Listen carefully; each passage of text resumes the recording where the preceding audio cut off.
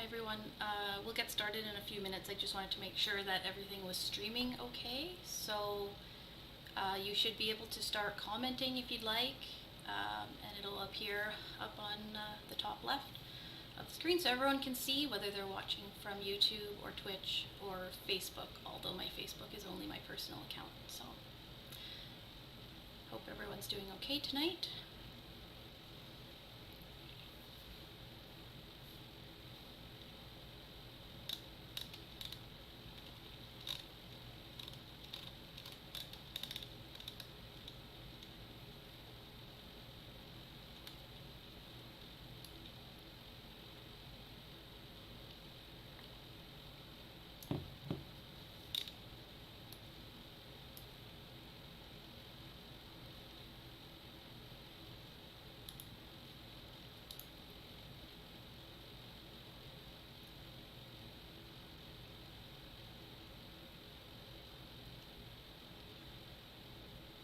Nice. I'm glad everyone's excited. I think Inkscape is a great tool to be using. Really, whether you're using a projector or not, I think it could be helpful. I am on a Windows computer.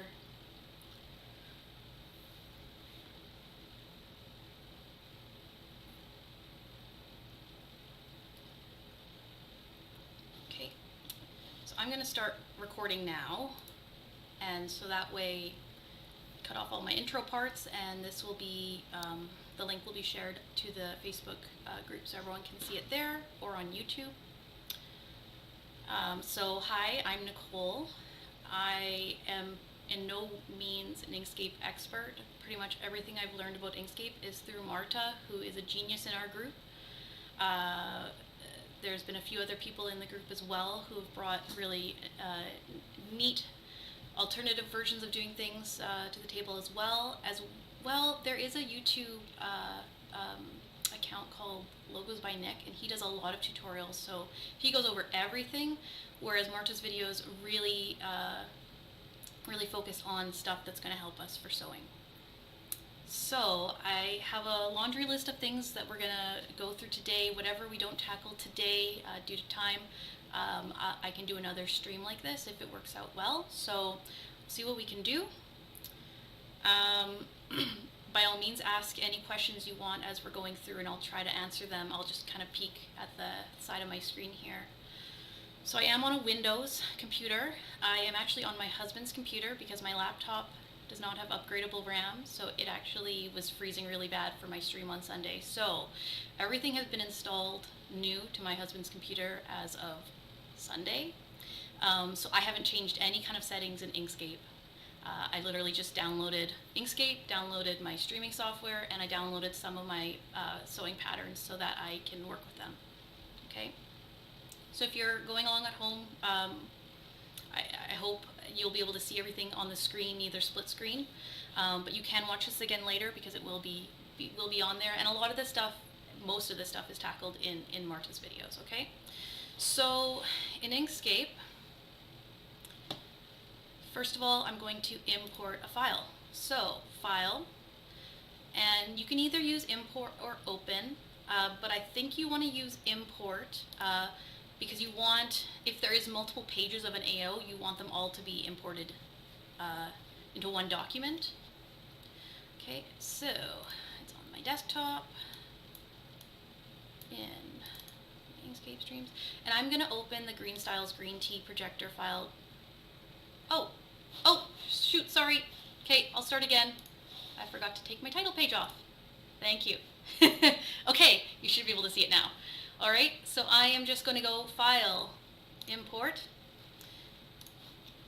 find my folder, and I'm going to open the Green Styles projector file here just because I know that it plays nicely. Even though there is only one page to this file, Inkscape's kind of buggy. It kind of wants you to like click around here. Don't know why it does that, but you just click around and it will not crash your Inkscape. Okay, so it's opened up the file. Now there is a zoom here if you want to zoom out. As you get more familiar, you're going to want to move to mouse shortcuts and keyboard shortcuts. So I use a lot of the scroll mouse as well as the keyboard. So I can actually zoom in and zoom out by pressing the control button and the scrolling button on my mouse, and it can quite easily zoom in and out, and it'll actually zoom in and out based on where your mouse is, sort of, okay? So there's a few screens that you're going to want to show here, or a few toolbars that you're going to want to show. So one of them is objects, and all you have to do is click objects, and it'll show up here on the right, okay? You're probably going to want layers, so layer and layer.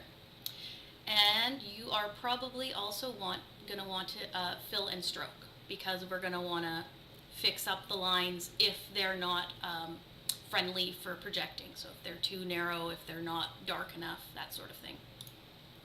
So we can add all of these things and they'll show up on our toolbar.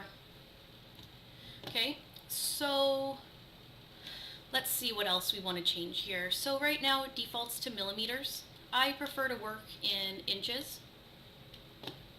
Okay. And that's really all. Oh, I guess the other thing here is the canvas size. So you could see the canvas looked really small when I opened up this file. So what I'm going to do is I have this whole object selected. I'm going to go into File, Document Properties, and I'm going to resize my page to drawing or selection, okay? And I'm going to make the size in inches because I may come back later and change this.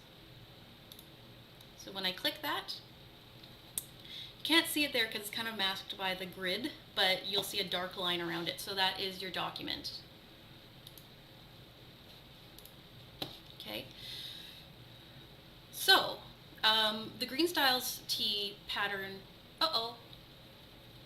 is it frozen for everyone? I'm hoping not, but please let me know. I had the same problem, but it looks like everything's okay on my side. I'm going to keep going for now, and hopefully it's not frozen for other people. Okay, so the Green Styles T, okay, perfect. Not frozen. I'll continue. So the Green Styles T pattern you could totally use just as is because it has layers. They've made it really nice with the extra margins. But say, missed a step. Just go into File and Document Properties. And there's a button that says Resize Page to Drawing or Selection. I had it all selected at that point, so I would click it and it would resize. Easy peasy. Okay. So you could use this as is to project, but say you wanted to play pattern Tetris, say you wanted to cut things not on the fold, say you needed to grade or lengthen, that is where you're going to want to bring it into Inkscape and modify it. So I'm going to show you how to remove layers on this because this is a nice file to work with, but I'm also going to open up a file later which is a little bit more difficult because it doesn't have layers like this, okay? So the nice thing about the Green Styles thing is because they've got layers built in and they've marked them all as objects, is I can actually go into this objects grid, and you know what, I'm going to bring this up. I'm just dragging it up. I'm going to close the fill and stroke for now because it's frankly taking up too much space for me, and the layers because I'm not working with them. Resize this window. So it's just like in any windows, you can adjust your menus to see how large they are. So these aren't labeled nicely, but I was looking through them before and I was kind of hiding and unhiding them, and hiding and unhiding is this eye. And I happened to go to this last one and I clicked it and I saw that the grid disappeared. So I got rid of that layer pretty easily. So these are all other objects. You can kind of see the different texts go away, and actually If you continue scrolling through them, you'll see that each of them is for a different size, so you could easily just hide all of the sizes that you don't want. I am actually going to click into here and I'm going to zoom in. So this is all grouped. You can absolutely rename them, and I think Vanessa's video, she actually did rename them, or else the Pattern Pirates file already had them named into sizes. So you can definitely rename them to identify what they are. Okay, so this is all one group right now. And it's made up of multiple objects, but it's all grouped together, so if you were to, move it to the side, it's all going to do the same thing because they're grouped. So I am going to, you can either go to Object, Ungroup, or you can right-click and ungroup. And so now you see all these dotted lines, so that's telling you what it's pairing together. Okay, so if I was to start selecting, a layered file is a lot easier to work with because when I selected that one line, it selected everything that was that dark green largest size. Okay? So if I was to click the delete button, it's going to delete everything that's that size. So there is a few extra steps in removing layers, even if you're working with a layered file like this, but it's way easier than working with a file that doesn't have layers. So honestly, I don't mind going through this, being that it's, so fast to delete these. And as you get more confident in this, you can select the red and then hold down Shift, and you can select multiple sizes and delete them all. And I mean, this is just a nice file to work with, knowing that it's gonna delete the sizes that you don't want and keep the sizes that you do. And you can see everything's pretty neat and tidy here still. So I'm just going to go ahead and I'm going to remove all of the sizes except for one in this one particular piece. I'm not going to, well actually, that cleaned it up pretty nicely, so I can continue on using this file because it is so clean of a file.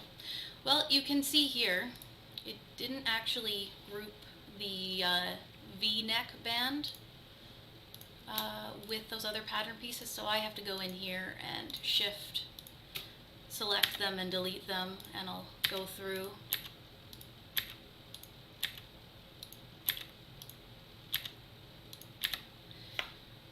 So if you're only dealing with one size, go ahead and delete all the other sizes. I was doing that for all my files, and then I had some that were non-layered, and I ended up making them for other people, and that made me regret deleting, because it was almost like, slightly more work to just add another layer with a different size versus deleting them all. This file is pretty easy to work with, so I don't mind deleting it and having to go back into the original file if I need a different size. Okay, so we've ungrouped, we've removed layers, and so cleanup. So maybe you don't like this as green, and I mean, I'd rather have solid black lines when I'm projecting. So that's what I'm gonna do. So I'm gonna scroll out a little bit more so you guys can see all the pieces. Okay, so this is where I'm gonna go into my object, fill and stroke. So I'm gonna bring it back up again, but I'm gonna drag it. It's not playing nicely with me today.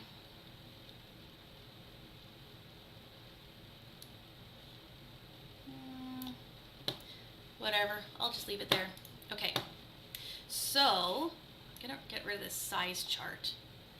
And I just clicked my mouse, hovered over it completely, and you can see all these arrows behind it. Delete.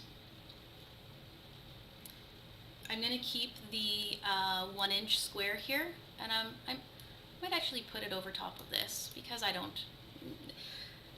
That way you don't have to worry about moving it when you're rejigging things around here. Hoping I'm not going too fast. I'm hoping I'm clear for everyone, so let me know if I need to repeat anything here. So the other nice thing about this being a projector file, everything is has the grain line going straight. So no having to move those things around. they were, that's easy too. Okay, so here's one thing I want to point out. Okay, so it was very easy to delete the sizes we didn't need because these were all grouped together nicely. But now that we want to manipulate the individual pattern pieces, we do have to ungroup them. So I've got this selected and I'm going to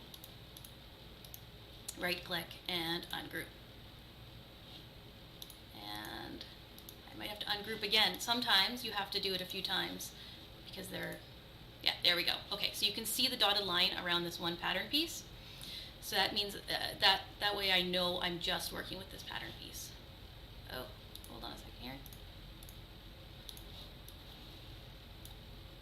Yeah, okay. So we've got this grouped, or we've got this selected. You can see all the dotted lines behind each of these, or around each of these individual items. So they're all being treated separately right now. So I'm going to regroup them by by saying Object Group. So now you see only the one dotted line around it. So anything you do to this item, it's going to do to everything inside there, okay? So if this wasn't straight, like it is, and we wanted to have the grain line up and down with everything else, all we have to do is click this, rotate 90 degrees.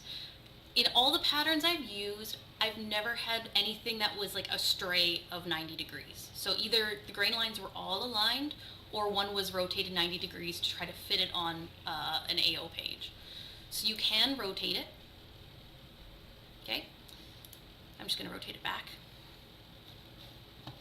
Okay, so if we don't want to cut the back piece on the fold, that's super easy to do. So we are going to duplicate it.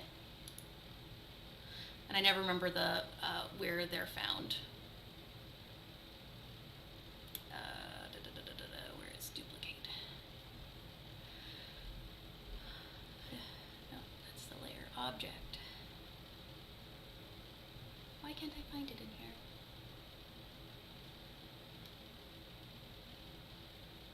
There we go.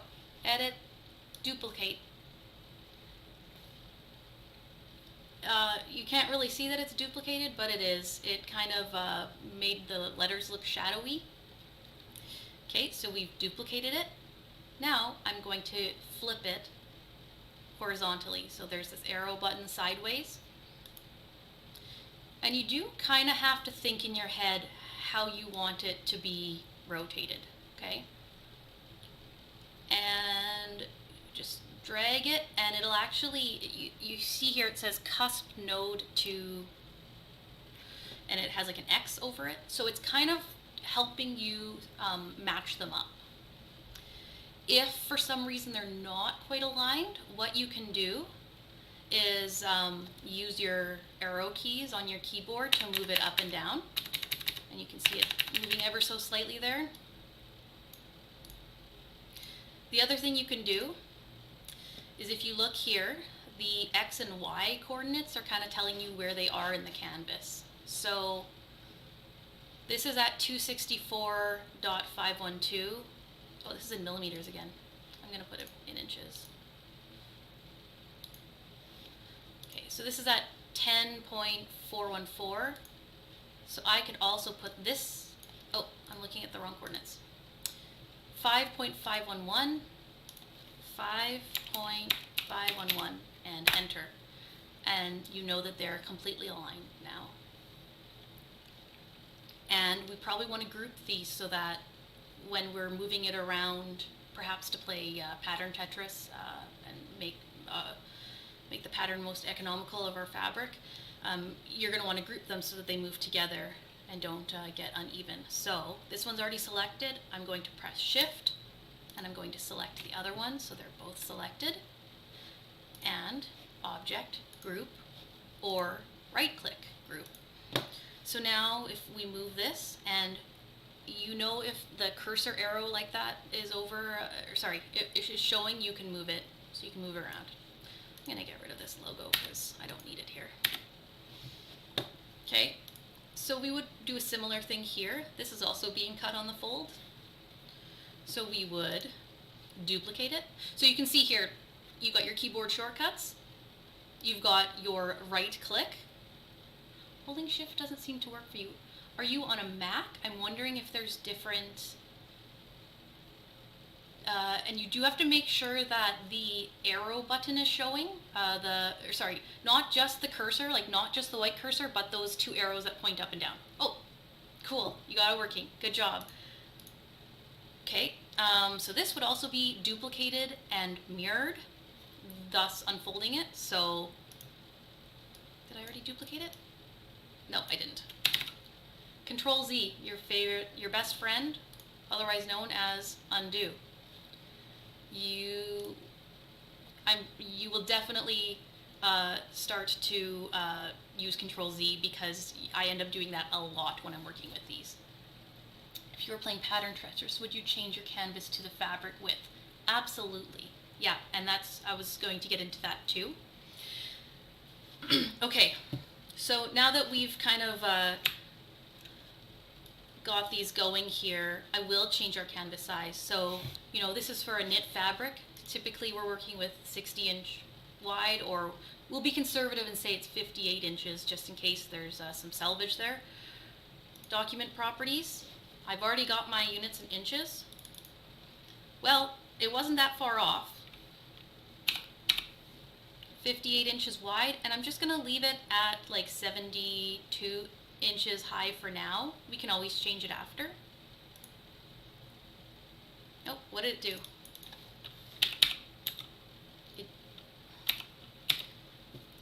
It converted it into millimeters, I think. Oh, gosh, okay. I only have one item selected, and I keep clicking resize page to drawing selection, so that's what it's doing. I do that a lot too. 72. And just by clicking tab to the next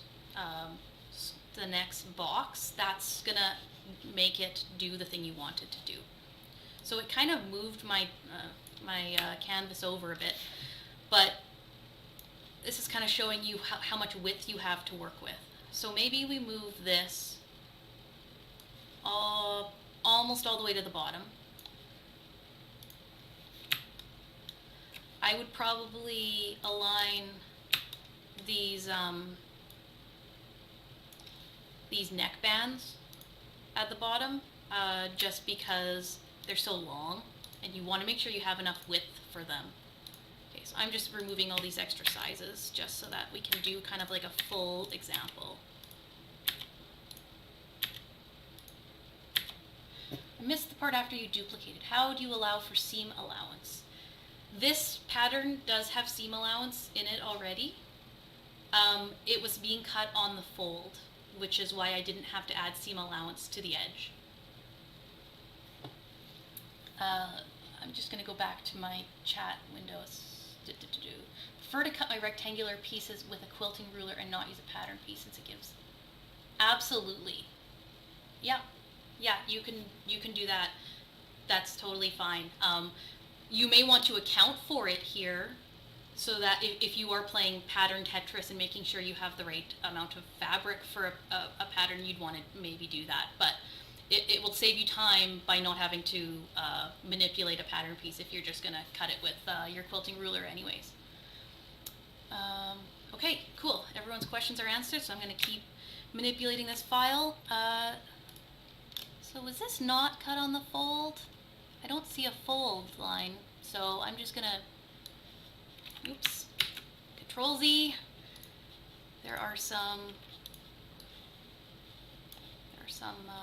words there that are not grouped. Okay, so I'm just gonna move this here, and I like to use my arrow keys to move it small distances. You can also change the XY coordinates here. So actually, if I wanted to line it up exactly with 0, I could change the X coordinate to 0. I could change the X coordinate of this back bodice piece also to 0. And I could move the or the Y coordinate down so that it's pretty close. And I've been burned before, mostly on woven garments, of not leaving quite enough space when I was playing pattern Tetris. And I also forgot about the selvage on the edges, so there was some unusable fabric there. So I'd leave a little bit of a space. Okay.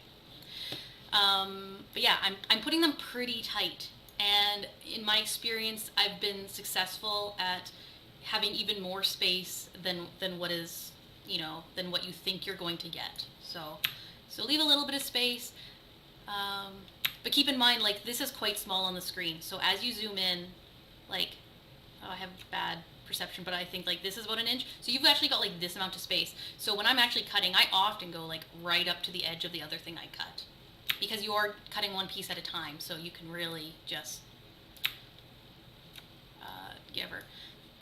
The other thing, like, just laying it out like this just really gives me the confidence that, like, yes, I'm going to have enough fabric to cut out all these out in a specific manner, right? So I'm going to group this just because I do not like dealing with this many little pieces. Right click group, right click duplicate. I'm going to flip it horizontally, and then I'm going to line it up on the fold. Oh, that's pretty good to me. Shift, hold down Shift while I select the other one, and right click group. Okay, and the cursor, you can see the arrow up, down, and left and right, so I can move it. And so it's actually, you can see it's cusping node to cusp node, and that's a little bit too close for comfort for me. So I'd actually move it over either with the arrow key or by moving the X coordinate. Okay. We've got our arm here, our sleeve. I'm going to group it. I am going to duplicate it. And I'm going to mirror it because there is a slight difference on this arm. It's not symmetrical. Oh, what happened here? Oh, I didn't have something selected, right? So I'm going to undo, undo, undo. Okay, I'm back to this. So for some reason I didn't have, okay, I'm going to zoom in and make sure I've got everything selected here. Okay, I think we're good now.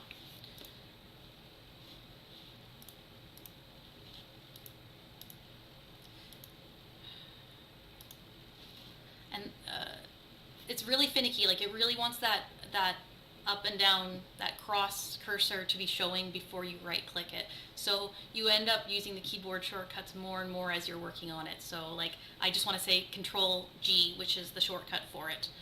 And all these shortcuts should be listed here. Control G, Control Shift, or Shift Control G to ungroup it. So you'll get more familiar with that as you work in it. Okay, so this should work now. So now I'm going to duplicate it. I'm going to mirror image it, and I'm going to move it aside. Okay. So let's see here.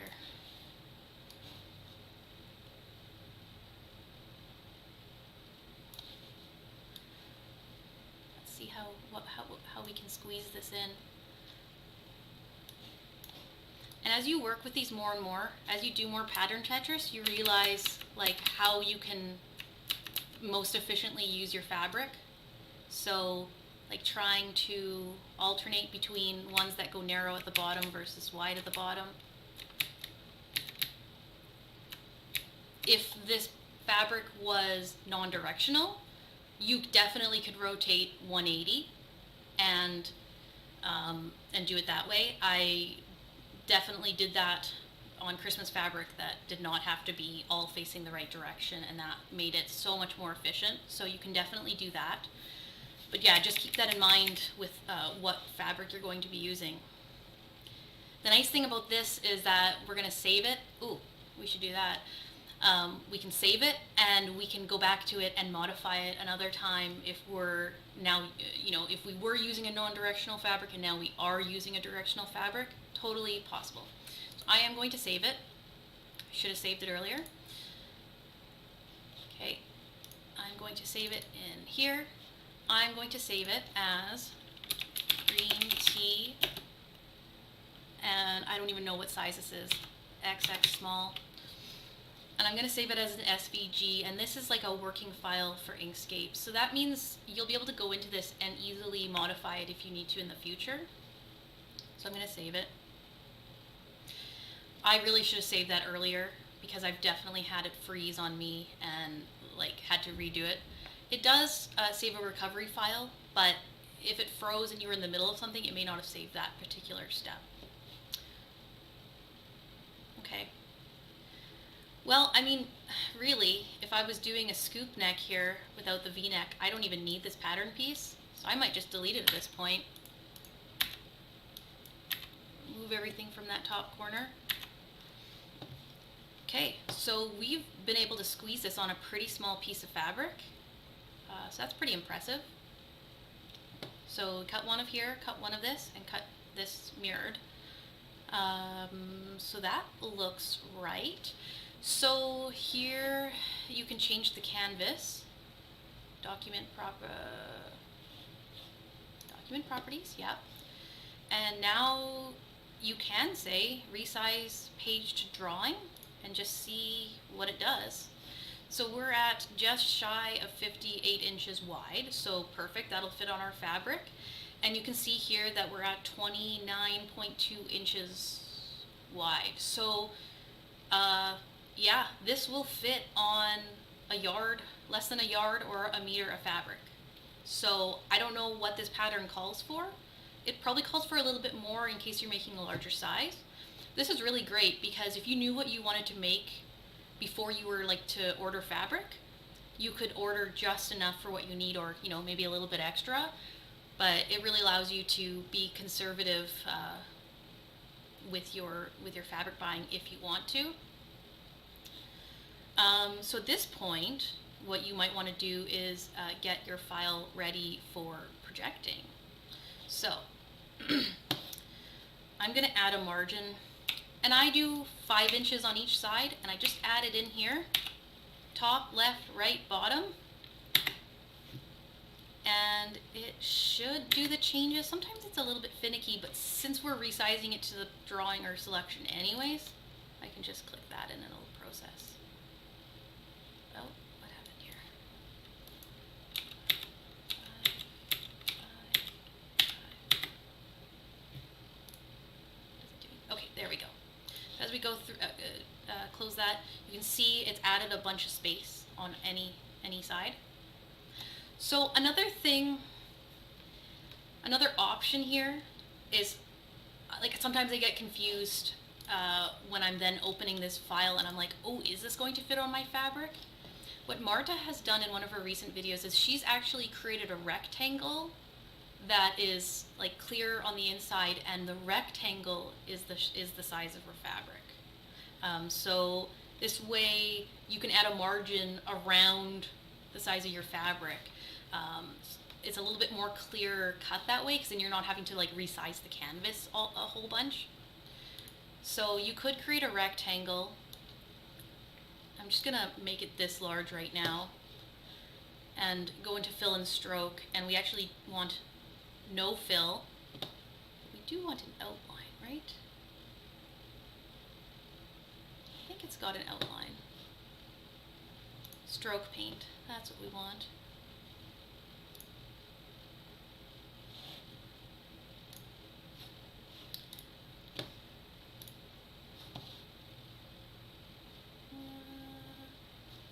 And I mean, I'm not, I only want it on,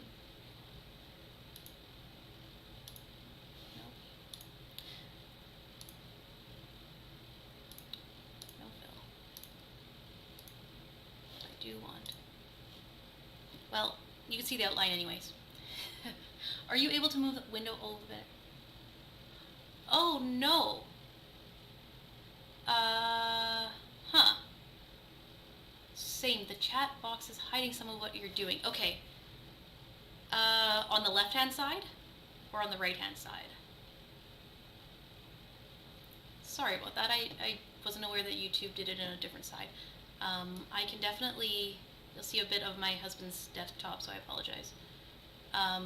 Is this better, or do you need it moved to the left?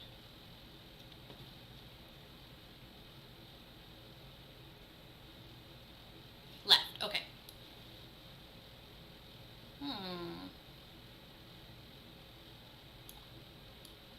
Like, does that work?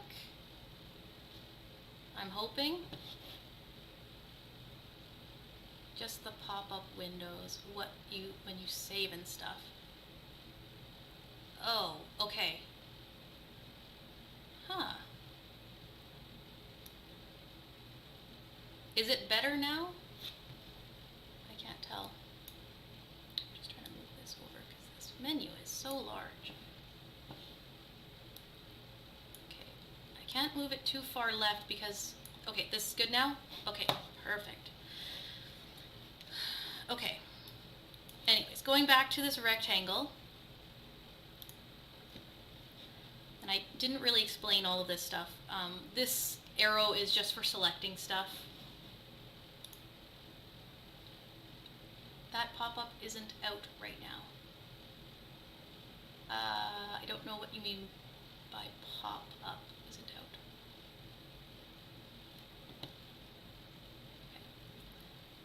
Okay. Maybe I don't know whether to open it on YouTube to see.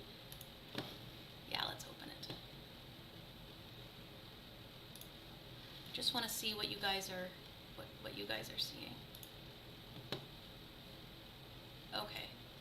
I think it looks okay for now, but I'll keep an eye on it. Okay. Can you show how to add the 5-inch border to the whole file? Absolutely. Okay. Before I get back to that, I will show you this rectangle because I really think that's a neat tool. So you've got this rectangle here, and we've got it selected. The width and height are actually of that object. So you can actually make this. Oh, okay. Okay, I'll keep that in mind. When I save again, I'll show you guys what the menu looks like. Okay. So I'm actually going to resize this box to be the width of our fabric. So 60 inches, and enter.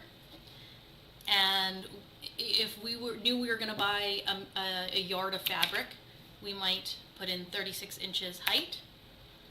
So as long as our pattern pieces fall in that, we know for sure it's going to fit on a meter of fabric. Does that make sense? So now we've got this surrounding all of our pattern pieces. So you could have this selected here. Go to File, Document Properties, and here we go. This should be better for you guys. Okay, so I've already got it selected that I want 5 inches top, left, right, bottom. I know some people who put like way bigger margins, so put them at whatever you want. I find if they're too large, sometimes I keep scrolling because I'm not sure if there's another pattern piece over there. And it's going to resize this page to my selection, which is currently this rectangle that I've made our width of fabric, so our 60 inches wide by 36 inches tall. So I'm going to resize to that. And you can see underneath here, you've got a nice margin all around this, okay? So again, you're saving as an SVG file, and it's a really good idea to specify like what you're doing. So whether it's a certain size, whether you're grading it a certain way. I've even put it in with what the width of fabric is, because then I know that if I'm ordering a different width of fabric, I should realign the pieces to be most efficient. Okay. So I'm going to save this, and I'm also going to save as, just in case this is all you guys want to know how to do, then you could stop watching now, it's up to you. But you would eventually want to save it probably as a PDF so that you can open it in Adobe or Zoto or whatever you're using. So I save it as the same name but as a PDF. Click Save. It's going to ask you all these options. I don't change anything. And it shows up in my file here. Oh, I'm so happy that that's helping you guys. So this is how the PDF is going to appear. You put in the same zoom percentage as you would for all your other PDFs. It has not changed anything by opening it in Inkscape. And then you can work with that, and you've got this nice, this is your width of fabric right here. So it's pretty slick. Okay, so that's the pattern Tetris portion of it. I'm going to go back into here because I have not really touched, yeah, I'm going to touch on non-layered ones. But first, since these ones, this one is nice and there's not too many pattern pieces here to see, you can say Control All and it'll select everything. And we're going to go back into this fill and stroke, just in the stroke. And it was defaulting to like a dark black color, and it just did it. I'm no expert in this. I still have trouble with fill and stroke. Sometimes it just doesn't do what I want to do, and I'm always like undoing it and retrying it. So you just want this flat color, and you want it to be a darker color. And stroke style. So if it was a dotted line, you probably want to change it to a solid line. It defaults to a percentage for the width. I would change that to pixels. And I know that I like my lines to be at about 4 or 5, something like that. Seems to work out really well. And then text. Working with these text windows is kind of tricky. I find a lot of the designers use a weird font that is not available in Inkscape, so it doesn't quite format properly when you go in to edit them.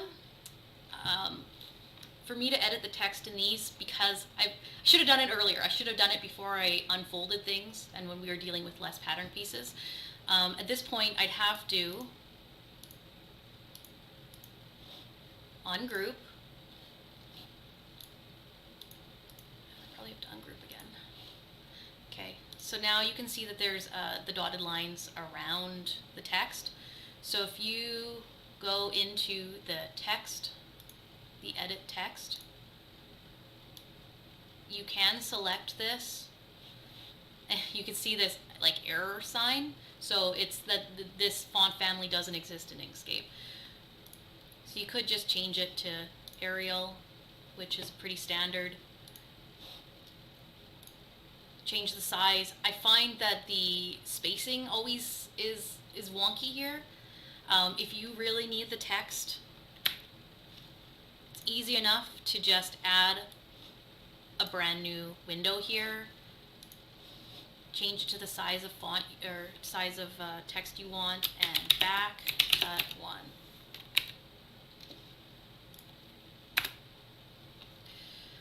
I don't tend to reword everything on these.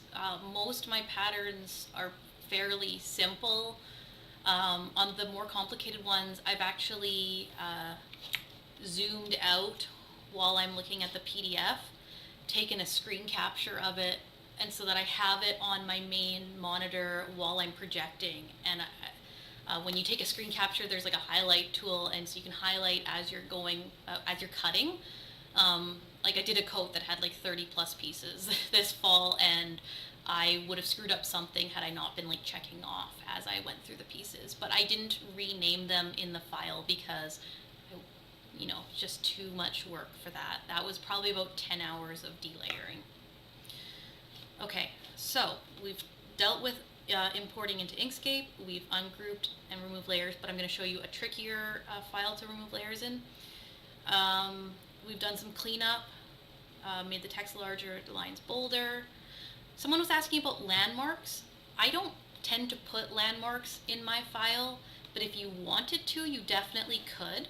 So you would just want to do like a straight line, and if you know that, well, let's see here. It keeps defaulting it to millimeters, which is really weird. It does not do that in mine. Okay, so we know that this rectangle is 36 inches wide, but if you knew that your cutting mat was only 24 inches, you would know that you need to put it like here. I don't know why it's still showing up in millimeters. That's really weird. Document properties? Display units. Oh, this is cut off. I'm just gonna, whoa. I'm just gonna drag this over here. We want the display units in inches. At least I do. That's better. Okay. So this is gonna start at 0. So you'd put like a line here, maybe? Oops. So you just draw like a line here. Doesn't have to be pretty, it's just when you're done drawing the line, you just press enter. You're supposed to. Click to finish it, so you need that dot and then enter. And it'll keep it there. So that's something that you can use as a landmark if you want. I haven't really had an issue with not having a landmark. I find a letter, I find a marking on there, and I just, chalk it and finish cutting up to that point, and then I slide the file down. Up to you on whether you want to add a landmark. It's just one more step. You can definitely add a landmark in Adobe though too. You can add like comments, and there's a line or an option for adding like a highlighted line or something. So you can definitely do that. And we've done unfolding, lining up, grain line, pattern Tetris. So we've pretty much covered everything. I will show you some other files that are trickier to work with. So I'm going to save this one more time. Okay, and I'm gonna close it. Saving. Oh. Likes to resize Inkscape very large when I reopen it.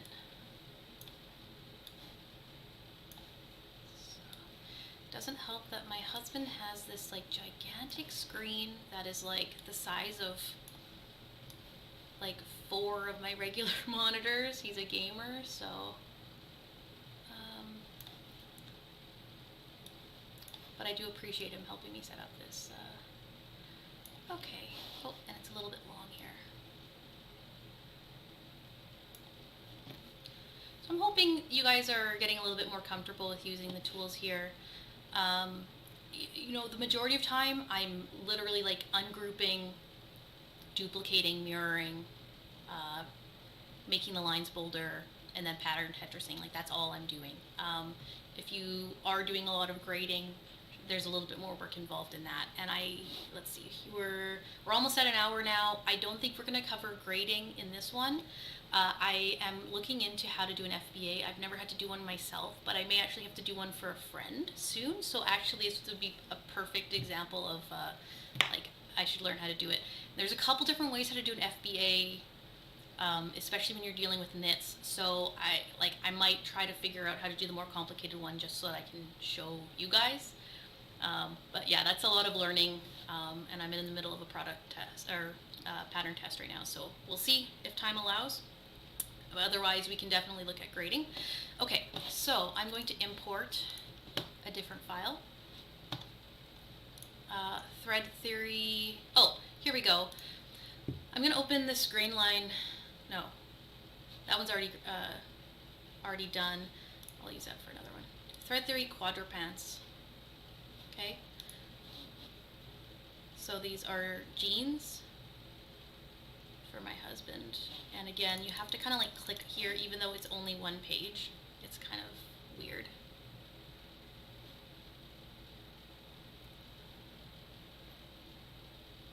Okay. So I'm hoping everything, I was able to resize the page. Thanks so much, and to watch again. Yeah, totally. You know what? Marta's videos are also super helpful.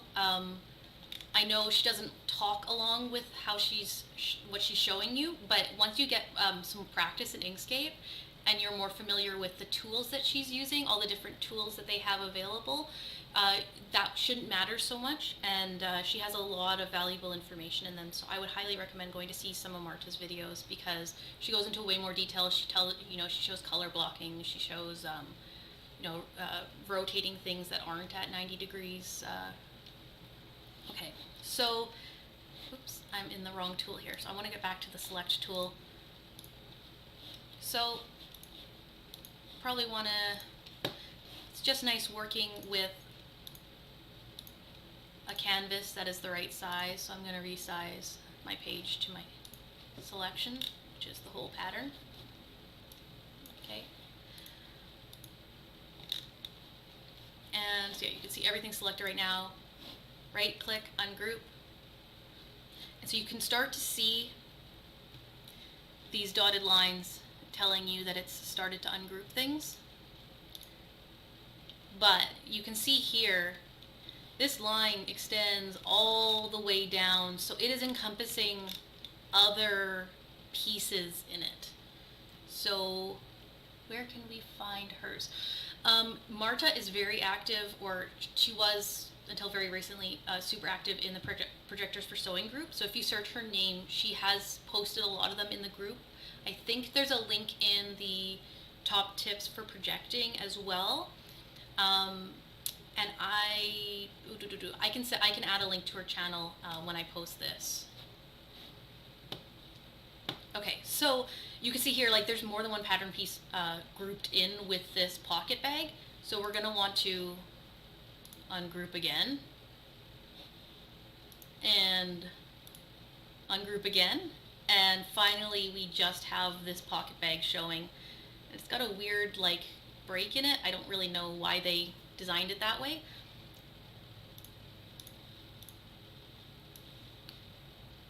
Okay, and I'm just dragging the left side of my mouse over it to select it again because I deselected it. I'm gonna right click, group, just all these pieces together, and that way I can move it away from everything to give me more room to work. Okay, so we've got this, which has multiple sizes, and it looks like it probably includes, you know, some of these files based on where this dotted line is. So we're just gonna ungroup and ungroup some more. So it's like several layers in. So when in doubt, just keep clicking ungroup and seeing what shows up. And you can see here now, the dotted lines only encompass this front leg piece. Oh yes, I will tag my video with that. I think Sasha did tag my first video from Sunday with that. So I will make sure to tag that. Okay. So it does look like, see here, the grain line is separate from these. So be mindful of that because you want the grain line in there. But this one was actually a pretty decent file to work with still because it kept the whole leg piece together as the size. So it's still fairly easy to work with. You could see the notches were separate. And actually, if you click on them, you can see, oh, one grouping is all of these notches. So where you're actually going to have to, you want the arrow to be showing to ungroup. Oh, wrong thing selected. Ungroup. And maybe ungroup again. Okay. So now you can see, okay, this is a group, but it's all the notches. So you'd have to ungroup it. Oh, will it even let you ungroup it again? I don't know. So that can be a little bit finicky and a little bit frustrating to work with when like you're having to ungroup down to this level. Like these notches really should have been grouped with the size. And I think I did eventually go into these and ungroup them further and delete them. So I got through that, but like still, yeah, just like a little bit finicky to work with, hey? Okay, so that's one example. So like, that's an okay file to work with. They've kept most of those like pattern pieces together as one grouping. So there's not an insane amount of like deleting involved, although there seems to be for all these notches. So I'm going to leave this file alone. I'm going to open a file that is kind of my white whale, and we'll see how it looks. The Ogden Cami. I've owned it since I started sewing. I have not sewn it. And now that I've got a projector, I was like, oh, well, maybe I'll isolate the sizes. Oh, it added it to this. I'm just gonna drag that whole pattern up here. Maybe I'll delete all these things so that I don't confuse myself. So I'm just holding down the left mouse and dragging and selecting it.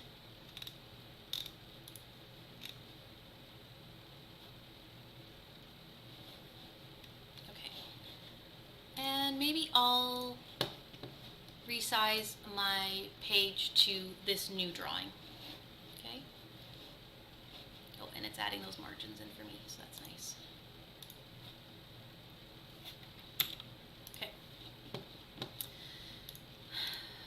So I think I looked at this right when I got into Projectors, and I could barely understand Marta's videos, and I kind of gave up. What did you do to add this in? These are the mashups I want to do. The margin, you mean? How did I add the margin in? Was it not showing on the screen? File, document properties. Oh, it was cut off, sorry. Okay, so display units, I want them in inches. You can choose a custom size of your canvas. Right now I'm resizing the page to my drawing or selection, so I make sure that the canvas is large enough to fit all the pattern pieces. But earlier in the video, I'm not sure if you were there, Christy, I did show how to size it to, like, say, like a piece of fabric. So, no, 2 patterns? How did you add it to this? Oh, I just had one pattern open already, and I selected File, Open, and I just opened another file.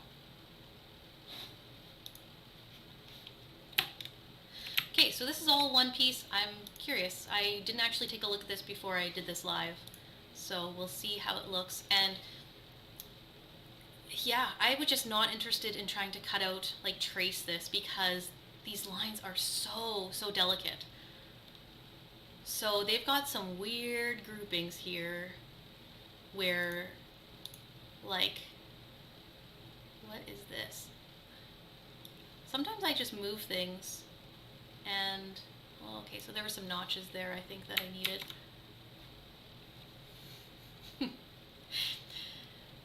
Inkscape can take time, I'm not gonna lie. I've definitely spent like a night modifying all of the pattern pieces for something, just so that I can, you know, easily trace it out or cut it out. Maybe I'll work with this pattern. Pattern piece. Okay, I'm gonna drag it up here just to give me a bit more space to work with. I don't want to be dealing with like pattern pieces around it. Okay, and then I'm gonna zoom in. So the groupings are not by size yet. Let's see what happens if I ungroup some more. Ooh, okay. I think I looked at this when I was pretty green and I could not figure it out. It looks like they've got the size lines in like okay sizes. So let's say we're going with this smallest size just because it's easier to navigate for me. So I can shift, hold down shift while I click with my left mouse button. Oh, I don't know what I selected here.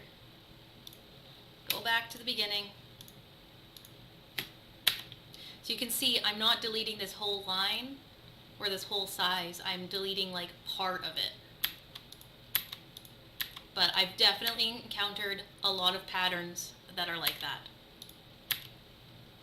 Oh, interesting. Okay, so I don't know if you noticed here, but one of the sizes I deleted, it actually deleted it all the way up to here. And I have noticed that on other patterns. It's almost like that's like their main size that they're drafting. I don't know if it's their size, the pattern designer size, but like occasionally it, like one size of the pattern piece will be in like one object, and then everything else is like weird lines like this where you're having to go through. So you can see these are each different objects, and so I would actually click the left mouse, make sure they're all selected like this, and delete.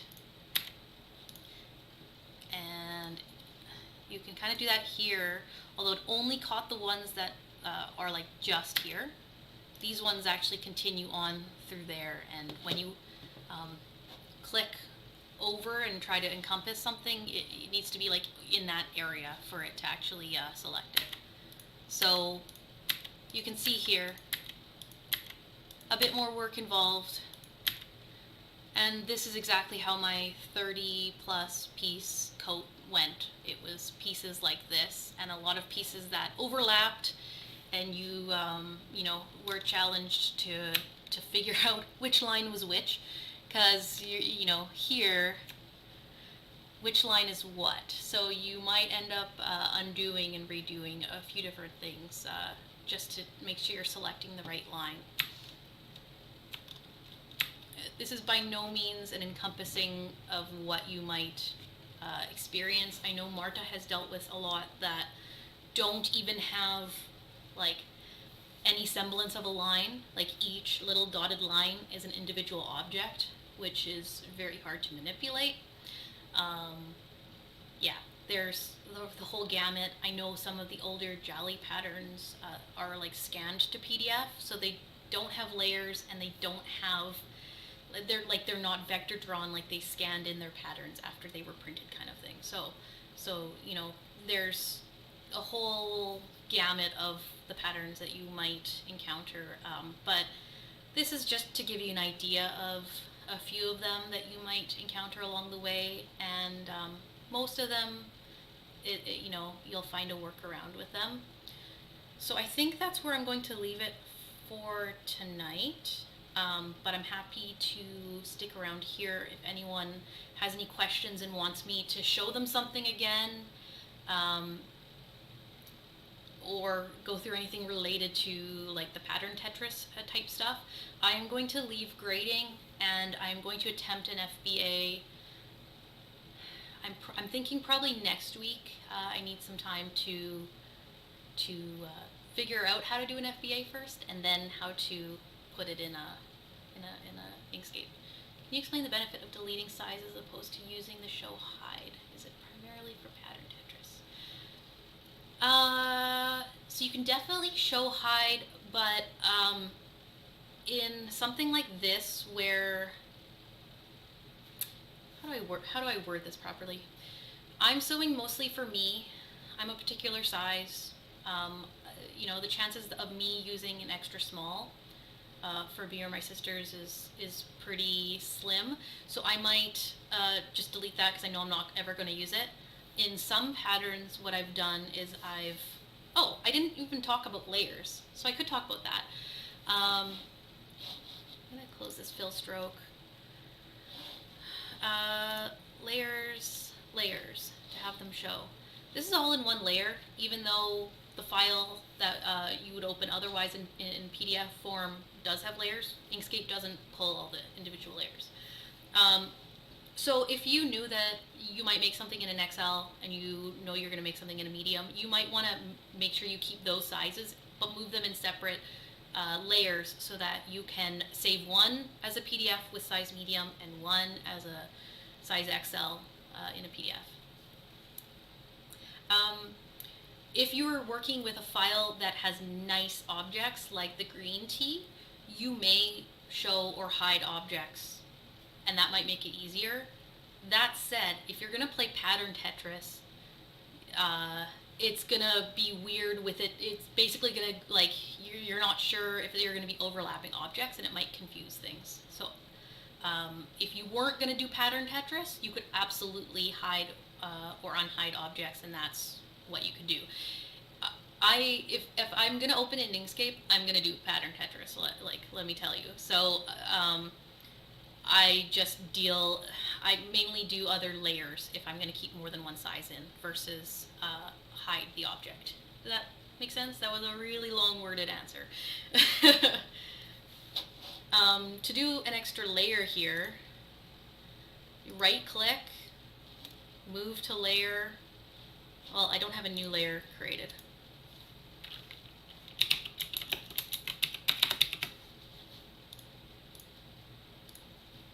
So I have layer 1 and size XL. Right click, move to layer, XL, move. I have both layers showing right now. If I'm moving something to another layer, I tend to hide it so that it tells me in my head it's complete. So how do you do layers?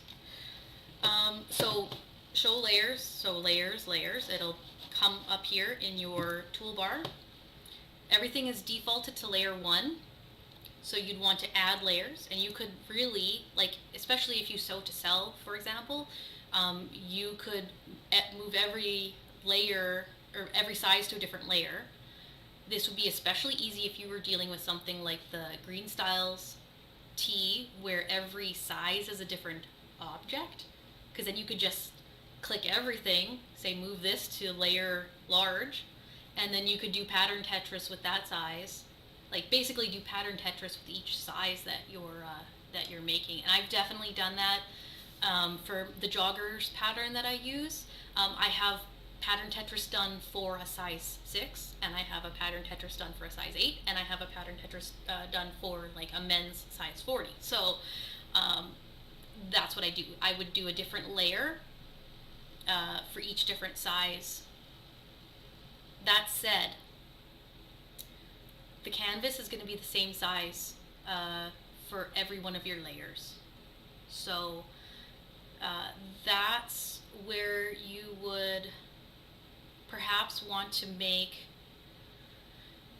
you wouldn't want to resize to fit the contents of one layer. That's where you'd want to have your canvas be the size of the width of your fabric, and then add a margin to it.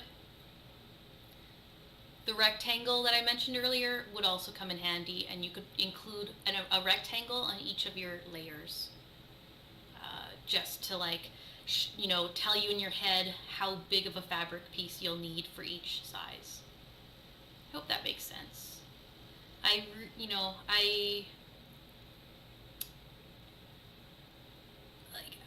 tend to overbuy fabric, so I'm not necessarily buying the smallest piece of fabric that I might possibly need, because I do like to use my scraps for underwear and clothes for my toddler. So I'm okay with small scraps, but I still want to use my fabric most efficiently.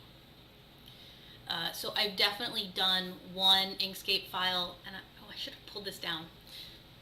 Maybe for my next one I will, so I can show you guys. But I had 3 yards of fabric, Christmas fabric, and I was able to make a raglan for my husband, who normally wears like XL or XXL shirt and is tall. I was able to fit a hemlock hoodie, like a hoodie dress for myself, as well as a raglan sweater for my 2-year-old out of 3 yards of fabric. It was non-directional, so that helped, but I think that was pretty impressive, because I think even with me and my husband's pattern pieces, like, they were telling me that I needed more than 3 yards of fabric. So yeah, it can really help you work magic sometimes. And yeah, it really has boosted my confidence in knowing that I'm for sure going to be able to fit all the pattern pieces on before I start cutting. Okay, I think that's all I want to go through today, unless there are more questions. And I actually can't see how many of you are watching at this point, but I do want to thank you for joining me. I hope you learned something. I hope my voice wasn't too annoying. I just spent the day with my toddler because his daycare was closed, so it's been a long day, but I'm going to do some more research for you guys for the next round to talk about more grading stuff, lengthening, shortening, In the meantime, if you want to play around with this, you might be able to understand enough stuff to go into one of Marta's videos, because she definitely covers a lot of this stuff in those ones. So if you don't want to wait till next week, or if you want to learn from the expert, I would highly recommend going to Marta's videos. So each side is not a layer. Well, so in a PDF, each size is a layer, but when you import it into Inkscape, Inkscape isn't smart enough to know, to read that information that each size is a different layer. So you have to redo it. That is the tricky part. So really, if you have a layered file already, what we've been advising people to do in the group is to, awesome. What we've been advising in the group is that you open the file, select only the layers you want, and if you don't want the grid lines in there, you can deselect that, and you can print to PDF. If you aren't in a paid version of Adobe Reader, you will have to download a separate PDF program, and you still open it in Adobe Reader, but it just allows you to save it as a larger file, like an AO. The unpaid Adobe Reader only lets you save in smaller file types like letter and like tabloid and those kinds of sizes. So I use, I think it's called PDF Creator, but Cute PDF is another one. So if you download that, then it'll allow you to select a paper size that is like AO or large, like whatever you need in order to save that file or to print to PDF. There's instructions in there. Sasha explains it way better than me. So so go to Projectors for Sewing to learn more about that. But anyways, yeah, you can save as a PDF with just the layer you want. So actually, I did do that earlier. I'll show you quickly. So this is a layered PDF, but I saved it with just the layer that I needed. So that way, when I import it into Inkscape to unfold and do pattern Tetris on, I don't have to delete all those extra layers first. So if you're not doing any, if you already have a file that has layers for sizes, you can definitely like do this step first, and it'll save you some steps in Inkscape to delete the extra sizes. Hope that explains it. There's a pattern I want to make the other night, but it did not have layers. Oh, yeah, it can be tricky, and I've definitely cut patterns that don't have layers, and you're like counting the lines, and like, okay, I have to go 5 lines in now for this and continue. And luckily it was only like a kid's outfit, so it didn't take me too long to cut, but I was like, okay, no, I'm learning Inkscape, that's it. So it definitely helps to have this secret weapon to tackle the non-layered files, because you know, even though we know now about like we want layers in our files to sew with or to cut with, like there are a few pattern designers that have not issued layered files, and I'm still tempted to buy them, but I do know that I can come in here and manipulate them if I need to, but you kind of have to add budget for that time too. I think my coat that I made, it was about 10 hours of pattern Tetris and removing layers, and I was new to Inkscape too, so it took a little bit longer because of that, but it was one of those files that was like lots of individual objects instead of one for each size. I think I've answered everyone's questions, and we've been going for over an hour now, so I don't want to bore you for too much longer. But like definitely the best thing you can do is oh, that's so nice, and thank you for coming, Jenna. I'm sorry my last stream didn't go so well. I hope this one was smoother. I hope everyone could see everything clearly. I recently accidentally cut the wrong side. Oh no, I've done that. You know what, I've even done that on the Sinclair patterns. The old ones have seam allowance, and I've definitely cut at the like where you sew the sew line instead of like the outside line. So this is why I need layers, because I will just see a line and cut it. So yeah, this should definitely help you. Anyways, I'm gonna go, but I'm going to post this video in well, I'll make sure it's on YouTube, and then I'll repost that in the group so everyone can see it. I'll tag it with the proper tag, and I'm happy to answer any other questions you guys have or point you to the relevant Marta video. I love to see the pattern Tetris. I like to see what people can get out of like these tiny pieces of fabric. So, okay, cool. Well, have a good night, everyone, and I'll see you back here for class number 2. So have a good night.